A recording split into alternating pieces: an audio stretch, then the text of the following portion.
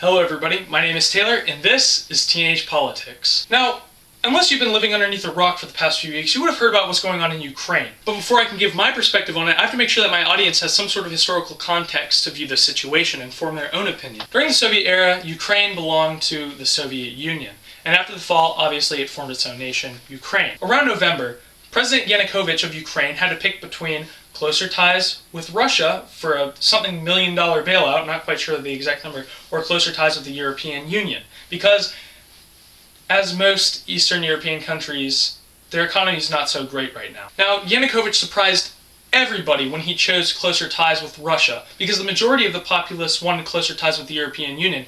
However, there is still a small minority that wanted closer ties with Russia, and that was mainly in eastern Ukraine. We'll get to that. There were protests in the street. As you saw, there were police shooting civilians. It got so bad, the protests were absolutely insane. There were Molotov cocktails, there was just, it was bloody. Many people died. It was a serious thing. Not being able to take the pressure, Yanukovych fled Ukraine with his family, fearing for his life. Now, as time goes on, we're starting to learn more and more that Yanukovych could be what's considered a puppet for Putin.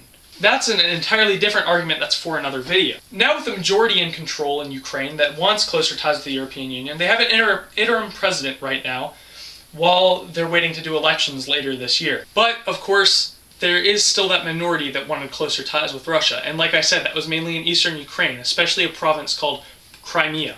Now, the majority of people in these provinces are ethnic Russians, and Russian is their first language, so you can understand their feeling of loyalty towards Russia. Putin, after seeing all the violence in Kiev, the capital, claimed that he was going to send in troops and armored vehicles and attack choppers and tanks into Crimea to prevent further violence against ethnic Russians. Now, this is a bit sketchy, in fact, very sketchy, because there hasn't really been a lot of violence against ethnic Russians for just being Russian.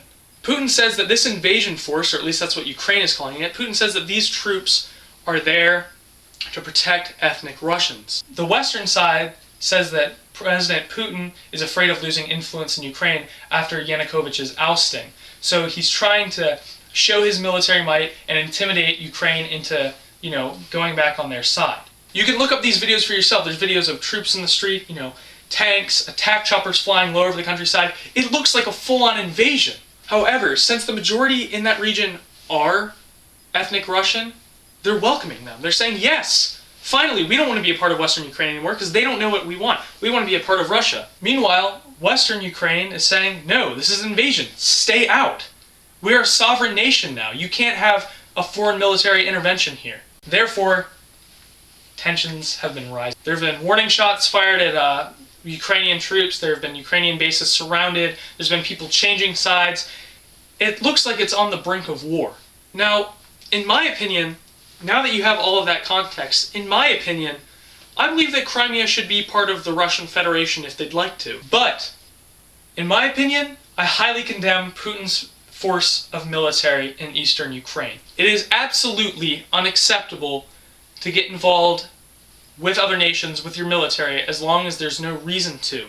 And personally, I don't believe that protecting ethnic Russians is a real reason, considering that there is no danger to ethnic Russians in eastern Ukraine, because it's nothing but ethnic Russians there. There's not going to be people coming from Kiev going, hey, let's go beat up ethnic Russians. So shame on you, Russia. Shame on you for getting involved militarily. However, I applaud Crimea for wanting to secede from Ukraine in a diplomatic manner. However, as you can look up, the election to decide, actually the election's tomorrow, the election to decide between staying in Ukraine and joining Russia is actually rigged. There's no answer. There's no negative answer to saying we want to be a part of Russia.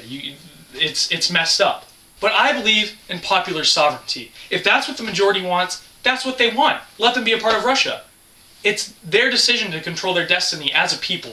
If that's what they want, that's what they want. Prevent bloodshed. There's no use in controlling a people that don't want to be a part of you. So keep an eye on the news, look for information about this, and just remember that my opinion is that Russia should have never gotten involved militarily. But Crimea has every right, if they wish, to secede from Ukraine legally and join Russia without bloodshed. Thank you guys for watching. Please comment, subscribe. I'm going to have other videos about current politics, world events, things like that. I really hope that you guys enjoyed my opinion. Thanks for watching. Make sure to subscribe. My name is Taylor, and this is Teenage Politics.